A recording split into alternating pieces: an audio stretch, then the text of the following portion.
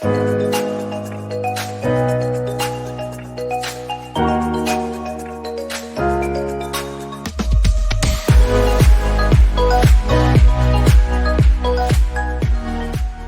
and welcome to this week's episode of Your Killer Life.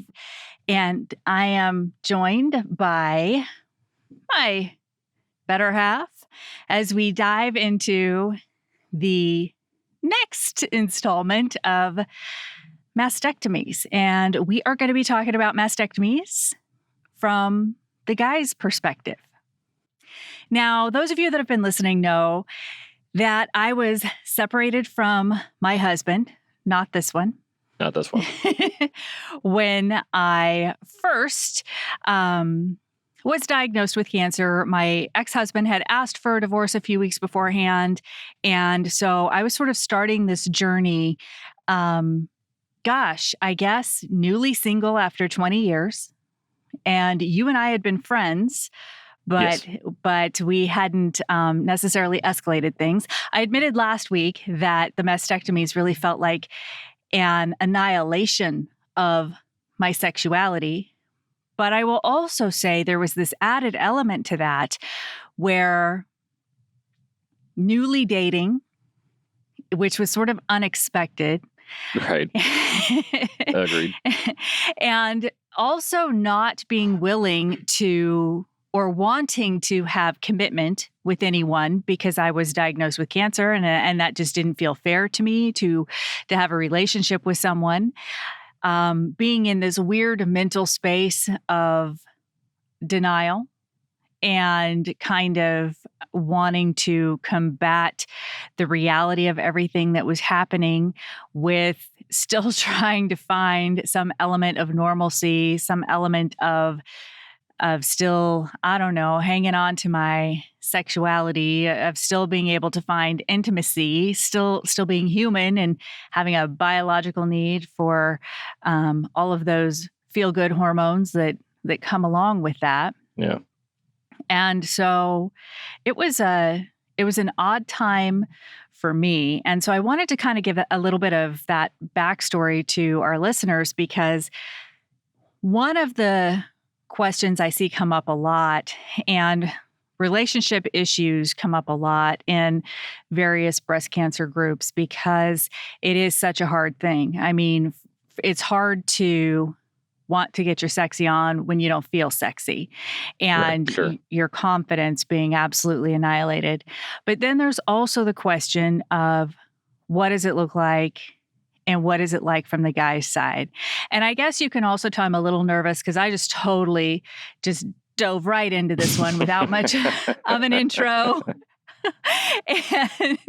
But this is a very vulnerable space. And quite frankly, we are not scripted. And I think that that's important for people to know. So this is a very frank conversation and opening ourselves up to being very vulnerable and willing to hear things that may actually be uncomfortable or even unintentionally hurtful. Mm-hmm. And I say that too because it was years before you admitted to me sort of some of the fears and thoughts that you had as we went through this. So I guess, are you ready to be... Yeah. Yep. That's why I'm here. Ready to dive in? Yeah. Okay. So I know for me, and I know you listened to last week's episode, which was very hard for me. And I almost cried a few times last week's episode, just talking about what that felt like and where I was mentally. So for me, I struggled a lot with how that looked post-mastectomy. And I struggled with the apparent violence of the appearance of it. Yes. And so guys being very aesthetically stimulated. Mm-hmm. What was that like for you when you saw that? Well, speaking just for myself, because I know I'm not the only person that's been in that circumstance and that scenario. I don't want to put words in anyone's mouth or put out a false sense of ideals that this is what everyone feels like, because I'm pretty sure it's not. Gosh, where would I start with that? So in the very beginning, I remember taking the bandages off for the first time.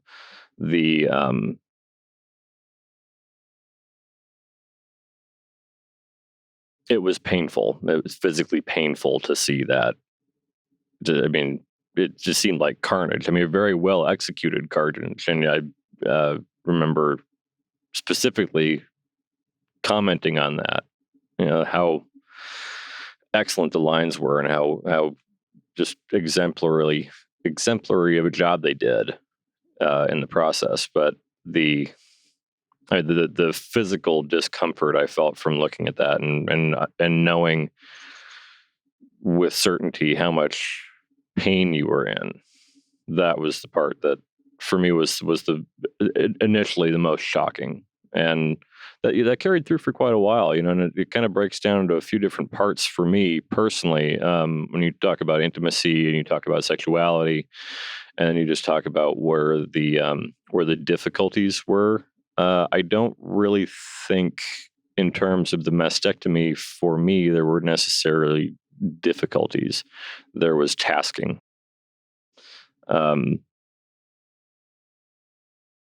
The initial tasking is make sure that you are as comfortable as you possibly can be so you can heal properly.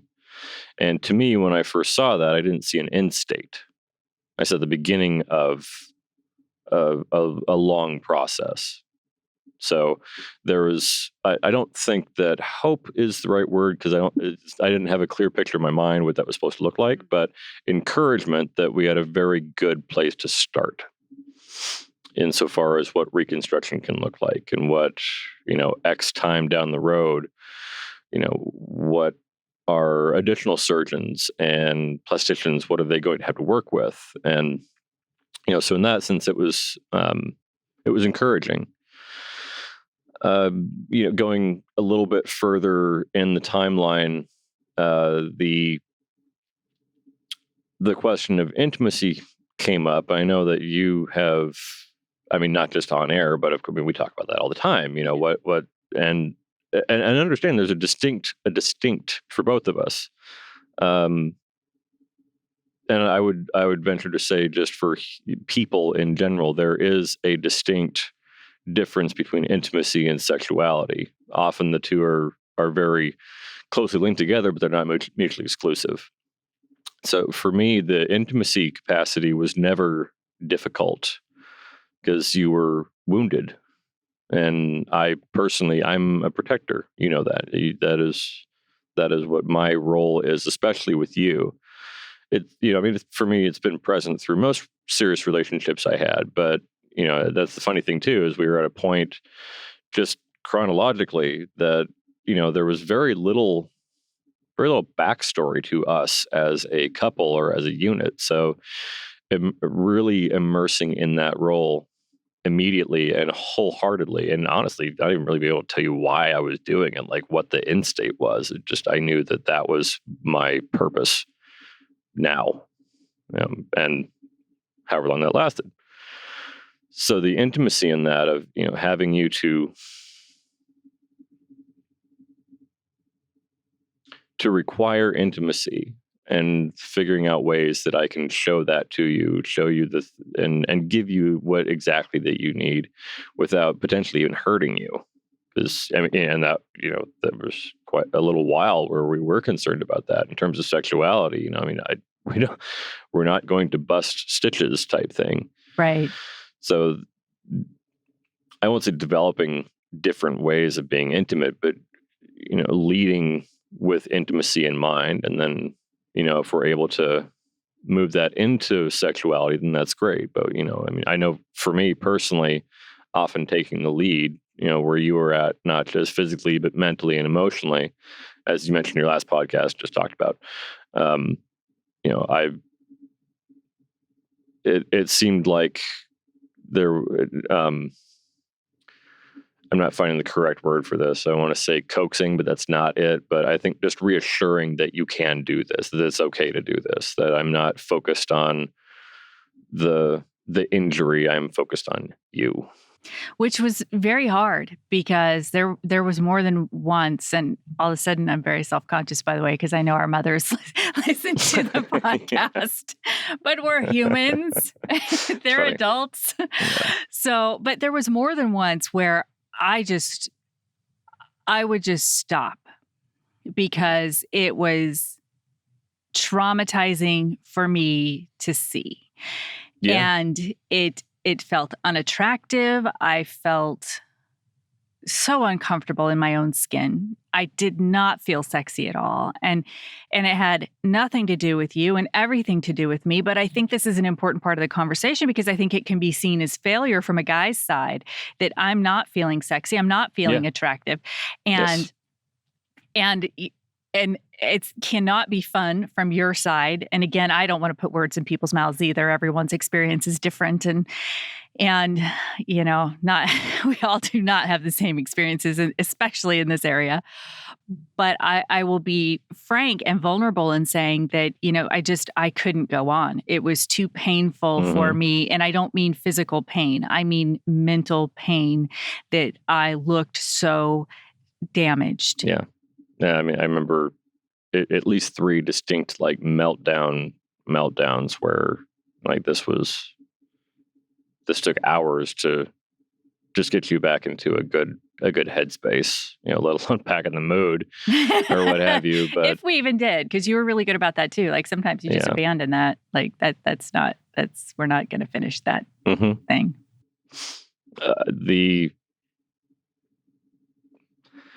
I don't know. For me, and I'm not going to put words in anyone's mouth either. For me personally, when something like that did happen, I have 3 very distinct memories of that.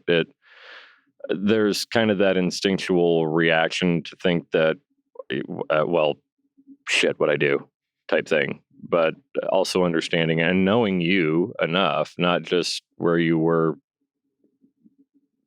in general, as far as emotional placement and psychological placement, but understanding your cues, your physical cues, your vocal cues, that something is either in the process of not going well or is about to go unwell. Right. Being able to see or feel you tense up, like your body or your shoulders or what have you. So it wasn't always necessarily a surprise, but for me anyway, being observant enough to understand that this is probably not for me, but if you remember, I always did ask, is it something that I did? But, not in that tone, but,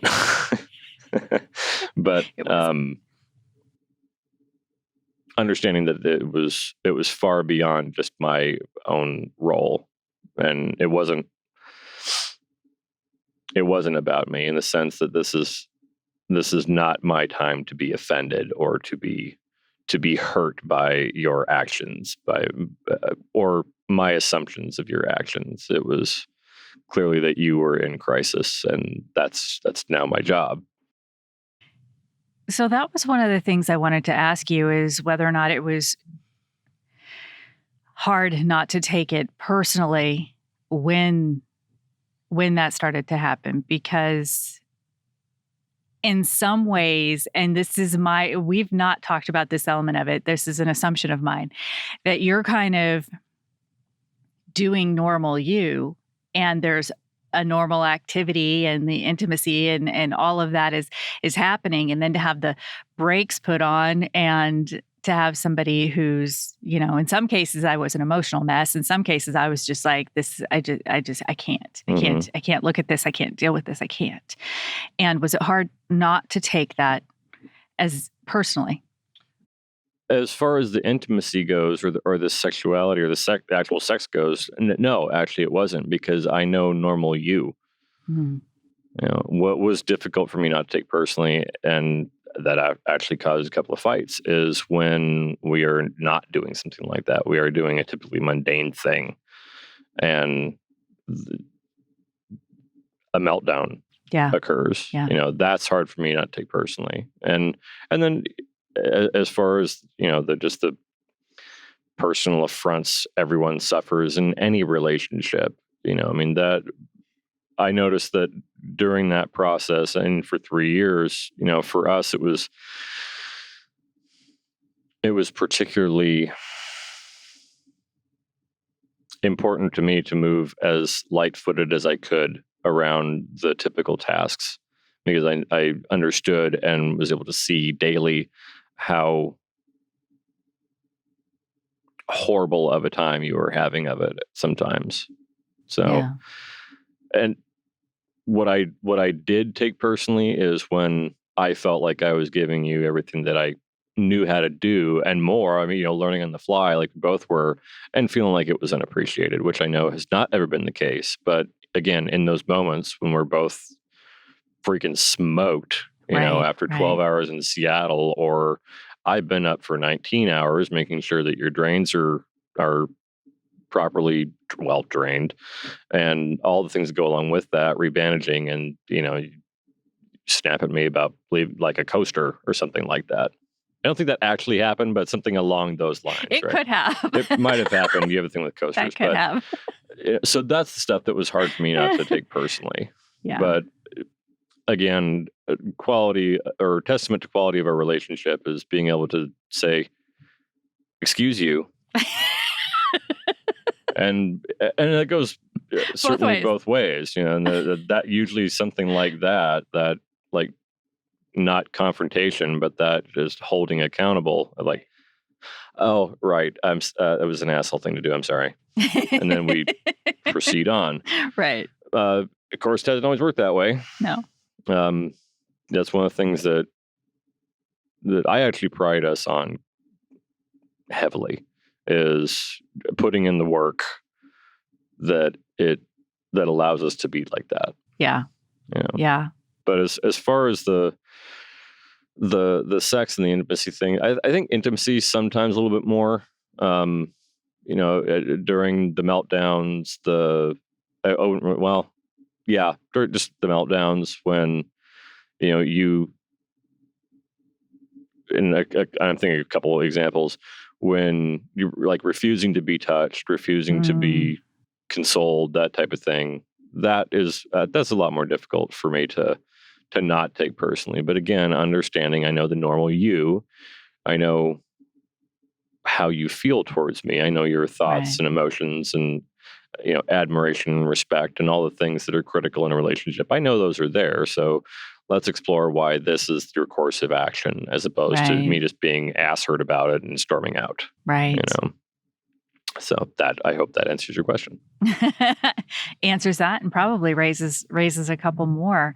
So let's be blunt about arousal.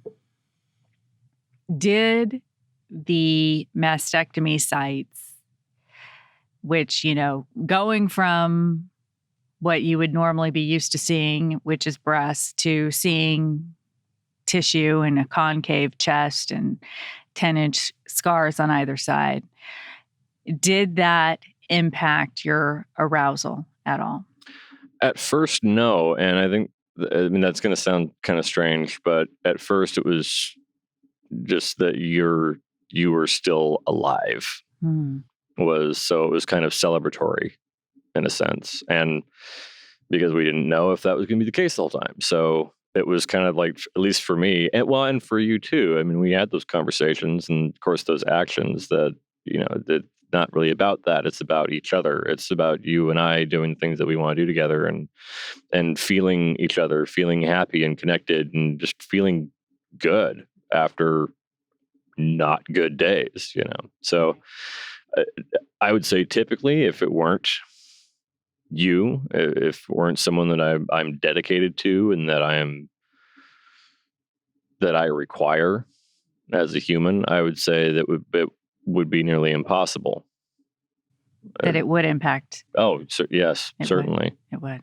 Certainly. And, to anyone out there on either side, either spouse feeling the impact of that, you're not alone. I would only think that is the the standard, and it was kind of because of that I have felt very fortunate that we weren't really negatively impacted by that, because sex is important. I mean, it is not the same as intimacy, but it is very, very important. Even just physiologically,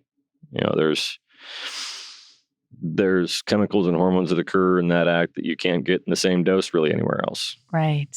And I think certainly during that time, we were really fortunate in that. And I think because there was this, I mean, I never saw it this way necessarily, but I understood the context of this.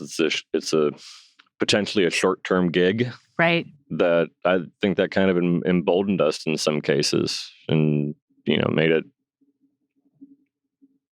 more of an imperative, I've actually often wondered about that. And you and I sort of had this weird honeymoon phase because we were newly dating. Yeah, and we it had was a bunch of stuff going on with that one. We sort of had this, we were friends. Mm-hmm. And then for whatever reason, you decided, like you said, that you were going to step in and be that person. Mm-hmm. And I tried to push that away, and you weren't having it. Nah. And I'm very thankful for that. Yeah, me too. And I do think that for both of us, there was this element of we didn't know how long this would be, or even I would be. And so that did kind of adjust. I know that you certainly felt that more than I did. Like, I always had at least a little more confidence that there was going to be an end state to this. There was going to be a time when this was over. But, at the same time, how do you enforce that? You don't. And of course, we talked about that before quite a bit, don't diminish what this person is feeling, the one going through it. Be as confident and as optimistic as you want, in my case, but don't just say, "Oh, don't worry, everything's fine. It'll be okay. Don't tell me. You don't know. Right. You do not know." Right. Yeah, that was such a weird space. Mm-hmm. So, I know for me, one of the other impacts was just not having any sensation. So, again, there's no breasts, but then also being numb in that area, and really feeling like I had lost, 50% of my erogenous zones, right? Like that was just gone. And it wasn't that there was no feeling. It was this weird tingly, numb, like your foot falling asleep because it's all scarred. And I wasn't mentally prepared for that. Right. And so that was also a bit of an impact, at least on my side. The visual of it was very difficult. The sensation. Yeah. And that was something I didn't expect either. As you and at least a couple of our listeners know, I've spent some time in the medical field, and have certainly had my share of interaction with cancer patients. And that was, I'd never thought of that. I'd never heard anyone bring it up. Yeah. It's really not something that's talked about. Like, what are the seemingly innocuous details that make a really big impact? Yeah. And that was certainly one of them for me. Like, I just never considered that before, being with you before going into your surgeries, and then how each additional surgery impacted it differently. Yeah. That was, that's the other thing too, with the mastectomies, that's not just the one surgery. I mean, you certainly have the option of just removing everything and then leaving it like that. But, we obviously didn't go that route. Right. Which I'm personally thankful for a lot of reasons, and not just aesthetic reasons. But, each time the expanders went in or went out, each expansion, the different implants, all that, all of it impacts it differently. Yeah. I know we haven't even started to talk about reconstruction yet. And that was quite the journey because, I consider the biopsies to be my first surgical procedure, because with the stereotactic biopsy, I think it was 1.4 centimeters of tissue that they took from one of the masses. Yeah, they took a big plug out of you. Yeah. Like, And that was significant. Yeah. And then of course, the mastectomies, and then having the expanders placed. And so I had mastectomies 3/15. I had expanders placed in June 15. Yeah. I had my first exchange in December of 15. And then we had do that over in April of 16, and then nipple reconstruction in September of 16. And then just last April, having the final set put final in. For now. A lot of people don't realize this either, right? Like I mention that this is not a boob job. It is in no way a boob job. It is not. It is not. I have had well-meaning friends try and empathize with me about, I've had augmentation or I've had reduction, and this is nothing like that. So I will give a brief clinic for anyone out there who wants to comment on something like that. Say you have breast augmentation, or your wife has had breast augmentation. You do not get to comment if you have not had mastectomies on what you should or should not be feeling after you've had mastectomies. That's just how that goes. And there is nothing fortunate about having mastectomies. No. And when we do talk about reconstruction, we'll go into that a little more, because a lot of people, I think, those who haven't been there or lived with a person going through it, think that you end up with the television hamburger commercial, gonna sell a car type results. And you can. That's going to take years, and you're going to pay for every milliliter that is in those implants, and pay dearly. And then some. So and this is going to be a really, I think, hard question, because we are so different. Every relationship is so different. Everyone is different in the different spaces that they're in. Some people are,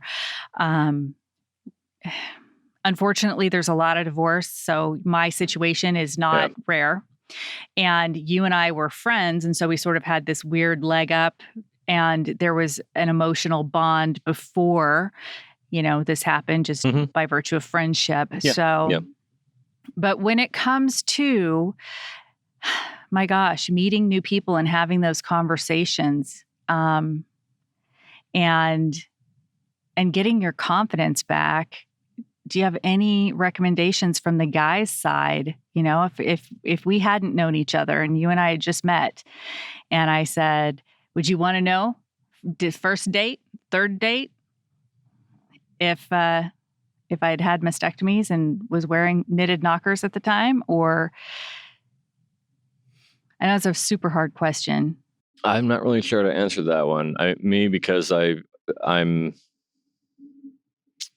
very much information driven in my decisions, but at the same time, when it comes to relationships, it's very different. I want to know the person, right? Like who I'm actually putting through a selection process to spend my life with. That's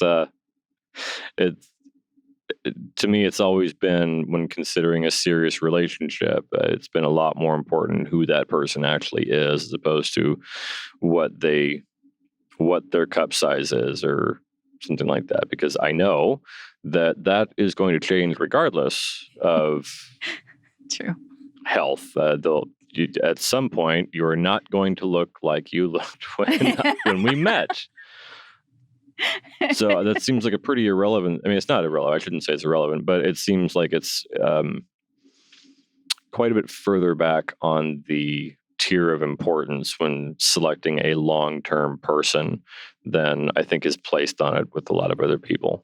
So what I actually really love and appreciate about this, and like I said at the beginning, we are not scripted, and so I totally just asked him a completely unfair question. But what I'm used to those. It's fine. Don't worry. What I love about it is it does remind me. So I ended the last podcast talking about a friend of mine who asked me a really important question, and I didn't name that friend. And that question was, and it does tie into what you just said. Mm-hmm. And that question was, as I was struggling with, do I want reconstruction or not? And I was dismissing, they're just boobs. It doesn't matter. I don't have kids. I'm not going to have kids. I'm not going to use them for anything. It's just vanity. And the question that you asked me was, are you confusing identity or vanity with identity? right. Right.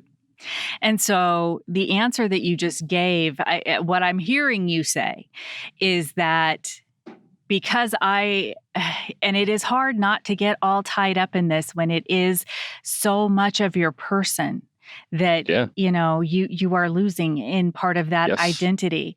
And I think in some ways you sort of just want to rush out, get it over with and say, this is my trauma. This is what's been going on. This is what I've been going through.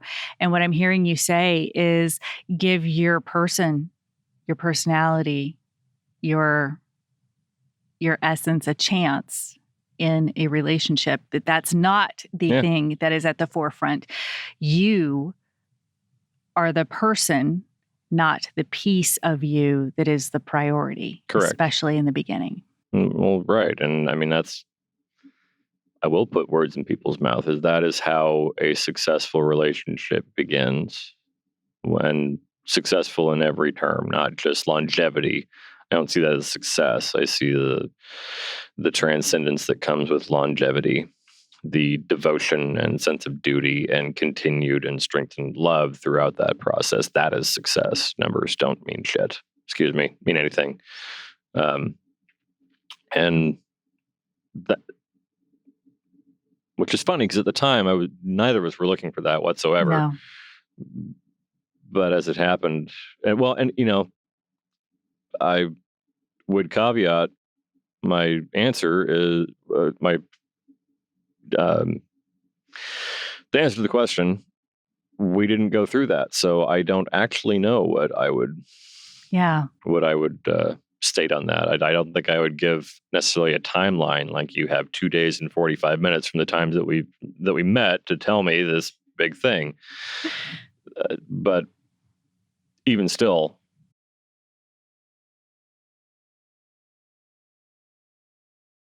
personally, that's where my interest has really always laid in the pursuit of a potential long-term relationship. Is I want to know the person. I want to see exactly who you are, not what you look like or what you're wearing. So another unfair question, right? That I'll ask.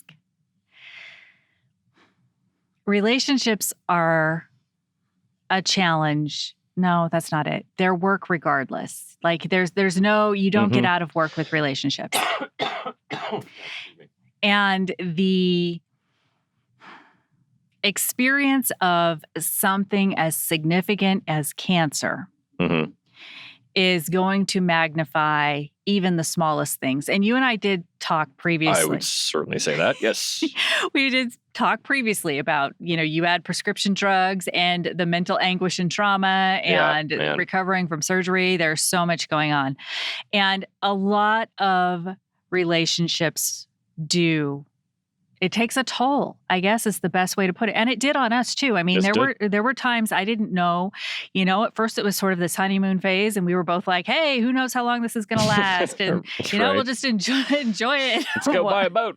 Yeah. and then it was like, wow, okay, no, I'm in this for the long haul. And then it was like, why did I agree to be in this for the long haul? Well, it was never like that for me. But to your point, I mean, it doesn't matter what relationship, it is work, but it's been righteous work.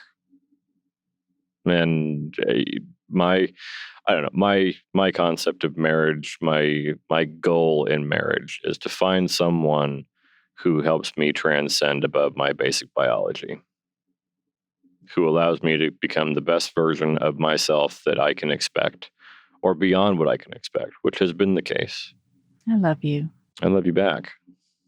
Because that's it. That makes the work not much work, really. Yeah. That makes it a challenge. And the challenge, in the sense of challenge that I'm thinking, it's that opportunity for greatness. And that's, I guess if I had to try to articulate a reason in the very beginning for volunteering, It would probably be that. It would probably be that, actually. The opportunity for greatness. It's really hard stuff. It is hard stuff. You know that I really dig hard stuff. Yeah. Like every career, every job I've had has been, from commercial fishing in the Bering Sea to gunfighter school to emergency medical worker. It's always been, can I push myself more than most everybody else? Can I learn the harder things? Can I excel and master the really hard things? And I think seeing you in such tremendous and terrified need in the beginning, that I think I would say that was probably it. And knowing that I do have something to offer. I did, and obviously I do now, but I did have something to offer that no one else around you could, is that I knew how to suffer. And I knew how to help others get through that suffering. Do you have any advice or thoughts or recommendations for husbands who are struggling, or significant others, boyfriends? Actually, we'll just stick with significant others. Sure. of any, any relationship in re-engaging in that intimacy, or helping to find your way back to those intimate moments? That's a really broad question. Mm-hmm. And I don't like making broad statements, but I will say in my case, it was easier for me to do that, to get back to that level of intimacy. And through all the changes, I don't think there was more than like 3 months where you looked the same. That is so true. Probably 5 months, actually. I think that was about the longest time that you looked after a surgery. You looked the same once you got out of that surgery. It was probably 5 months, and that was about 3.5 years. Yeah. Something like that. So, normal was a really moving target. And, for me, I had to learn and ask really important questions. Okay, so I think that would be the piece of advice, is because it's not going to be the same. That's going to look different, whether that's in the beginning or as an end state or anywhere in between. You are not going to have the same thing to look at and to experience that you did in the first place. So the advice would be, you need to ask yourself very difficult questions as to, am I in love with the person, or am I in love? Do I find the person sexy and attractive, him or herself, or is it the original idea of that person? Because, being abandoned in the middle of cancer, right? I mean, that at the beginning, right? Beginning of cancer. Yes, that's a terribly hurtful, what feels like betrayal. Not good for the ego either. It is not. No. But think about that after going through all that and going through all those physical changes, when you have less confidence to start with, and then being resented by the person who you thought was always there, And I'm glad you mentioned changes, because I talked a lot on the last episode, and we talked a little on this one about how the mastectomy sites looked, but it's so much more than that, because yes.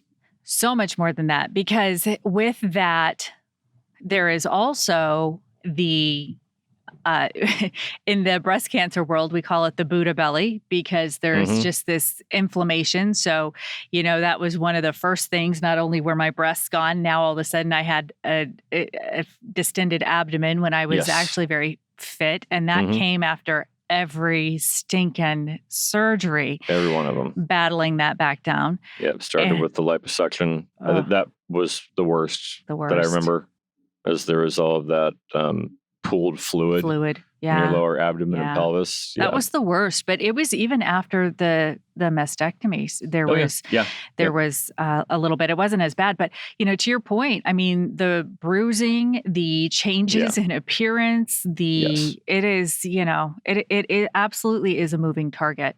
Yeah. And the mental anguish on my side of there's no escape from me. And I talked about that last week. There's no escape. I cannot hide from the scars on my chest. Every time I get dressed, every time I get out of the shower, just, every time I'm intimate, it's just, there's no, if the seatbelt touching me, there's no escape. Every day, all of these little reminders, the death of 1,000 cuts reminding you that you have been diagnosed with cancer, you're in the fight of your life, and everything around you is changing.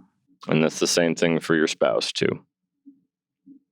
And you don't escape it, because there is. It's not the same reminders, but 1,000 a day of what you started out with is gone. And now who knows what it's going to look like in the next 6 months or 2 years or 10 days sometimes. Right. So, I think that feeling of instability, of uncertainty would, I don't know, in my mind, that would be one of the biggest, I was going to say difficulties or detriments, but potential killers of a marriage, a relationship. People like stability, like being able to predict what things look like or what they're going to be doing. That's part of security, is prediction, excuse me. I had not thought about that in that way. And even with my ex, cutting loose and hitting the exit ramp before we even started the race. But that is so very true, that there is, not only is there the real risk of loss of a person that you love, but there's also there's very little stability and security in between that loss or preceding that loss, I should say. Wow. Thank you for letting me ask you some very unfair questions. Yeah, you bet. So as we finish up the episode, I like to try and leave us on some optimistic and hopeful spots. And so I think that one of the bigger takeaways, and it's an important one, and you know this, and I knew this, and when I say you know this, I mean, we all do, that who we are as people ultimately is the important thing. And there is in life, the only constant is change, right? So if we are dating, to give yourself a chance and give the person a chance, and getting to know somebody and having that relationship. And if you're in a relationship, and I will also say, you and I, and we'll talk about this on another episode, because it actually came later, but we've had counseling. We've talked with, so sometimes that's a step that you need to take. And in something that intimate and constant, cancer diagnosis, any long-term or chronic illness, and the caretaker role of that, there has to be an outside mitigating party at times, because you are so inseparable with each other. You are so wound together for good and for bad, that when those issues do come up, and they are going to come up, there has to be an outside party that can not just mitigate, but also lend perspective, that is not living it 24 hours a day. That's mandatory. Well, and it's also to be fair, because, things that you're feeling, and I think I remember you saying to me one time that you just didn't feel free to emote, because it just didn't feel safe or fair, because I was in such my own mental space with everything I had going on, that it in some ways overshadowed unintentionally the mental anguish that you had going on. Yes. and that seeking an outside person or just having that space to be able to have the conversations safely, because I wasn't able to be that safe space at the time because I was too emotionally. That's right. Yeah. Yeah. And recognizing that, and well, also not taking that personally, recognizing that this is a separate part of a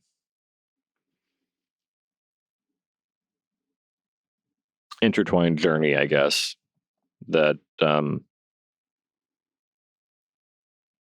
are some things that, based on trauma, loss, grief, you may need from your partner that they just simply cannot do.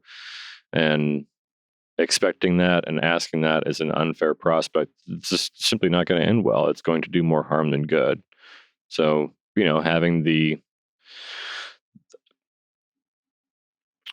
I would say having the courage to be vulnerable with someone else. And for me, it was, well, for us, someone that we paid. So there's that, that interpersonal barrier, which, it does certainly aid in comfort.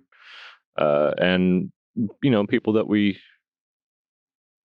trusted, we spent a little bit of time with before we signed on that, okay, yep, you're the person we're looking for to be that mitigator, that counselor, therapist. Not just going to the first one that we saw in the phone book or on Google, but, giving that person a chance. Are you a good fit for this? So that too is actually a pretty complex topic of how do you select that proper counselor, therapist, trauma coach. There's so many different names and articulations for different skill sets. Yeah. So that actually probably should be another topic. Yeah. I think so. I really do.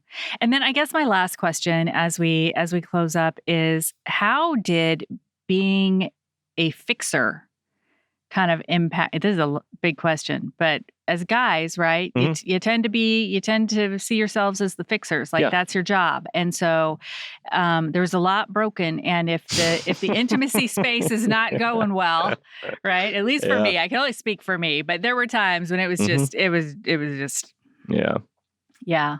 Well, I have to say that there were many times in the beginning where I was so grateful for that, being the fixer and having the wheels falling off of everything, because I was always busy.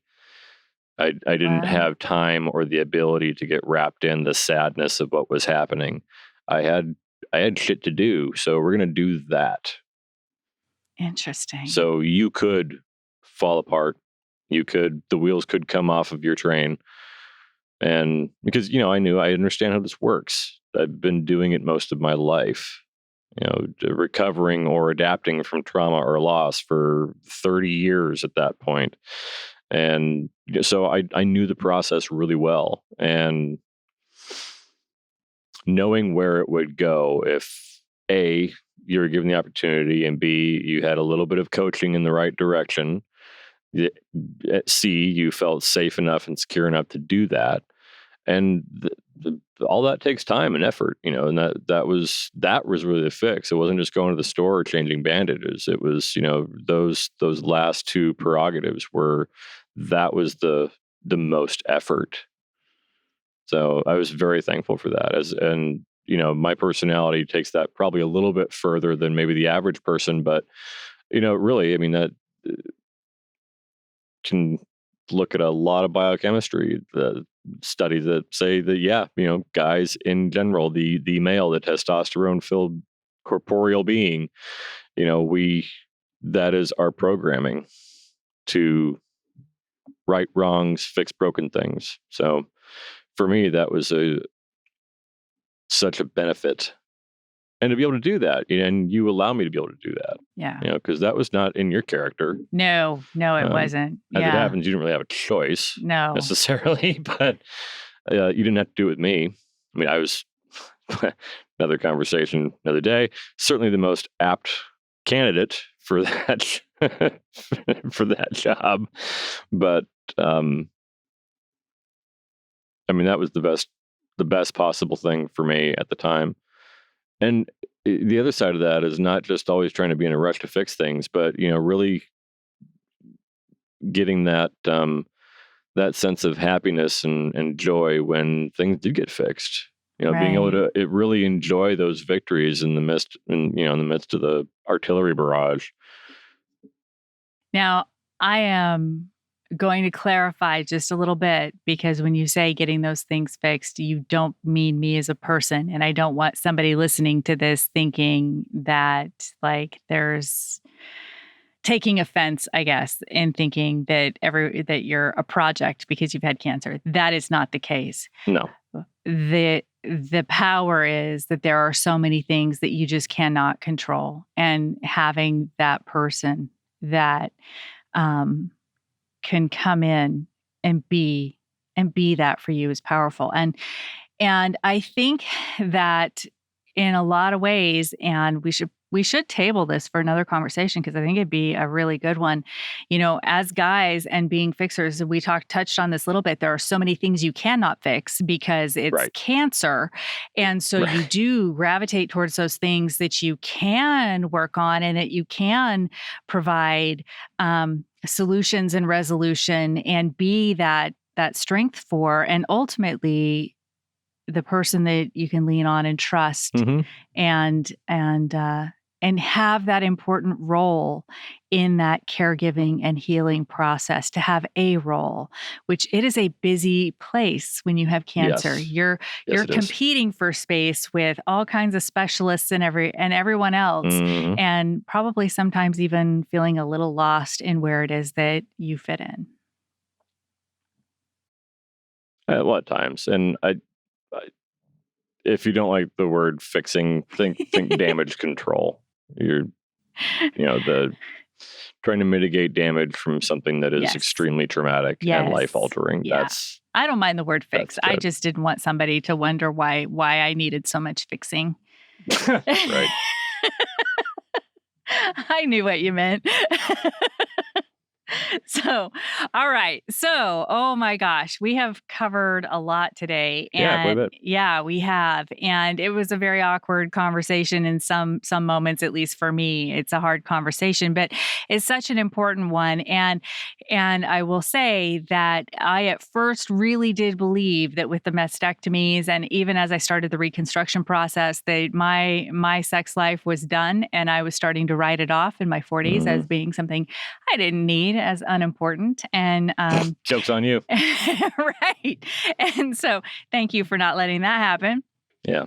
And it is a huge thing. And thank you for being so open and so vulnerable, and sharing from your side. I so appreciate that you acknowledge you don't speak for everyone, for all men. Neither of us do. Everybody, I mean, there's just no way you can have an exact experience in the chaos of what is the chaos and minefield. That's for sure. Of what is cancer.